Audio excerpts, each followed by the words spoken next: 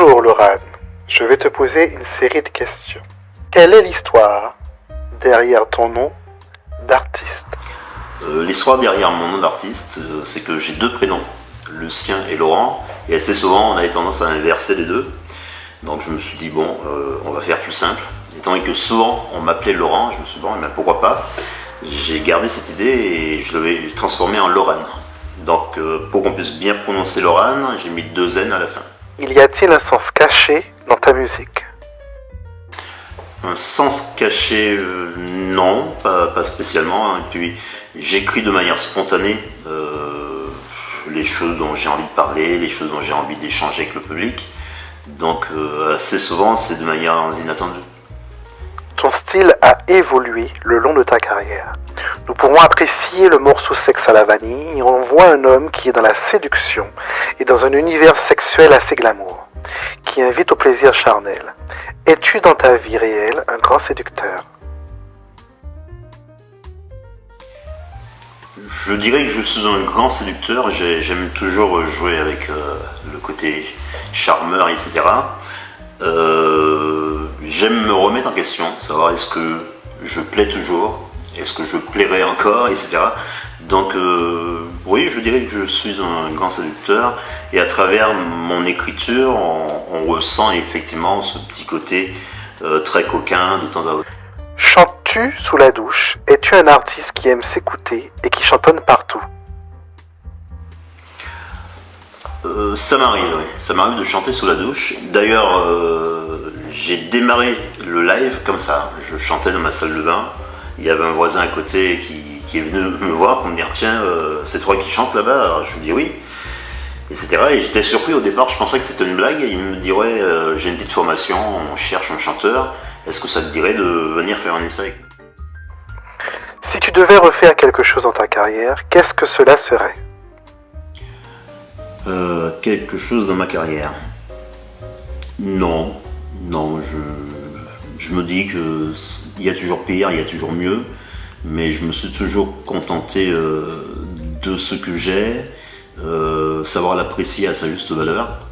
Donc non, ça me convient. Que penses-tu de l'image de l'homme passionné et glamour dans l'univers afro-caribéen, avec tout le poids de la culture et tradition?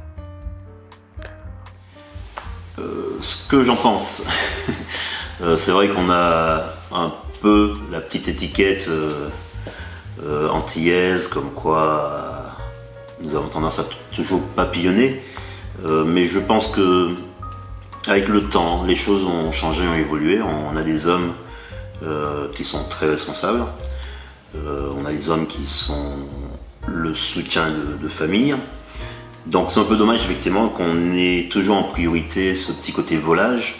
Je pense que c'est une histoire passée.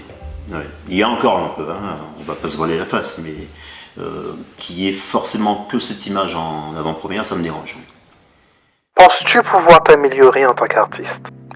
Comment reçois-tu les critiques de manière générale? J'aime la bonne critique, j'aime la critique constructive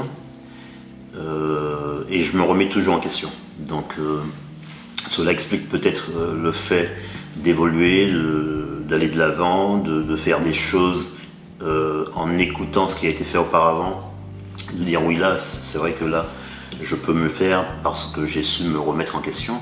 Donc je prends très bien les critiques, mais il faudrait qu'elles soient constructives.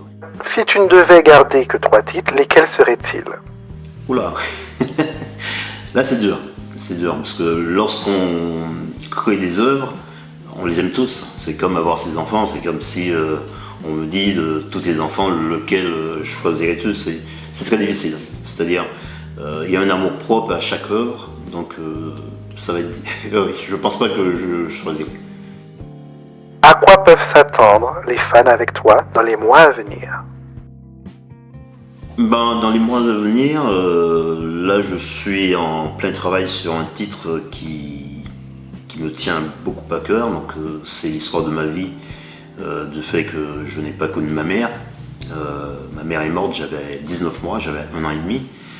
Et ça fait une 30aine d'années que j'avais ce projet et là je suis en train de l'amener à bout. Si tu étais un objet, lequel serais-tu? Si j'étais un objet, oh là, cette question elle est dure. Si j'étais un objet, lequel serais-je? Peut-être une balance. Ouais, bizarre comme choix, mais une balance qui ferait toujours de sorte à rester de niveau pour qu'il y ait une égalité permanente. Quels sont pour toi les artistes qui t'ont influencé le plus dans ta carrière?